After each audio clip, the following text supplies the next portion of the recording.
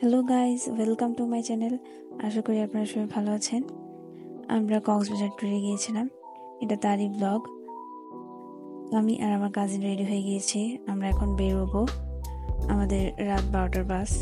আমরা বাসে উঠে গেলাম, বাসে গান বাজছিল, আমরা অনেক মজা করতে করতে গিয়েছি। পরের দিন সকালে আমরা ব্রেকফাস্ট করে বের হয়ে যাই ঘুরতে আমাদের লোকেশন। এটা একটা ফ্যামিলি ট্যুর হতে যাচ্ছে, আমরা অনেক মজা করেছি। ঠাম্মা দাদু আমাদের সাথে অ্যাড হয়েছে, আমরা অনেক জোর করেছিলাম তাই এসেছে এবং আমরা অনেক মজা করেছি সত্যি। এটা আমরা এখন যাচ্ছি একটা বৌদ্ধ মন্দিরে। বৌদ্ধ মন্দিরে যাওয়ার ইচ্ছেটা ছিল ঠাম্মা দাদুর, তারা চেয়েছিল মন্দিরে যেতে, তাই আমরা সবাই এই লোকেশনটা রেখেছি আমাদের ট্যুরে।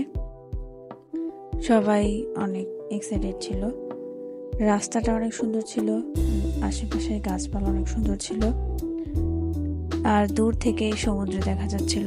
এরপর আমরা মন্দিরে পৌঁছে যাই, বৌদ্ধ মন্দির। আশেপাশে বৌদ্ধ মূর্তি ছিল যেগুলো অনেক সুন্দর ছিল। আমরা সিঁড়ি দিয়ে উপরে যাই এবং আশেপাশের জায়গাগুলো খুবই পরিষ্কার ছিল, দেখতে অনেক সুন্দর লাগছিল। মন্দিরের ভেতরে ঢুকে মূর্তির ভিডিও করা নিষেধ ছিল, তাই আমরা ভিডিও করিনি। মন্দিরে প্রবেশ করে দর্শন করার পর মন্দিরের ভিক্ষু আমাদের ডেকে প্রসাদ নেওয়ার জন্য অনুগ্রহ করলেন, কারণ পয়লা বৈশাখ উপলক্ষে তারা এই আয়োজন করেছিলেন। এরপর আমরা বেরিয়ে গেলাম পরের লোকেশনের উদ্দেশ্যে। রাস্তার পাশে গাছগুলো দেখতে খুবই সুন্দর লাগছিল, তাই ভিডিও করেছিলাম। এরপর আমরা যাই রাম মন্দিরে, যেখানকার স্থানীয় নাম স্বর্ণ মন্দির। মন্দিরের প্রাঙ্গণ খুবই সুন্দর ছিল দেখতে। আমরা সবাই ভিতরে প্রবেশ করি। মন্দিরের বাইরে একজন দাঁড়িয়েছিলেন, যিনি আমাদের গাইড করে পুরো মন্দিরটা দেখিয়েছিলেন।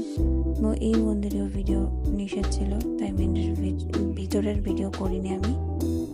বাইরের দিকটা খুবই সুন্দর ছিল। এরপর আমরা যাই কক্সবাজার রেলওয়ে স্টেশন, যেটা বাংলাদেশের সবচেয়ে বড় রেলওয়ে স্টেশন।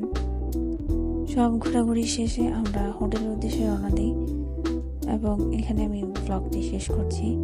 Good bye.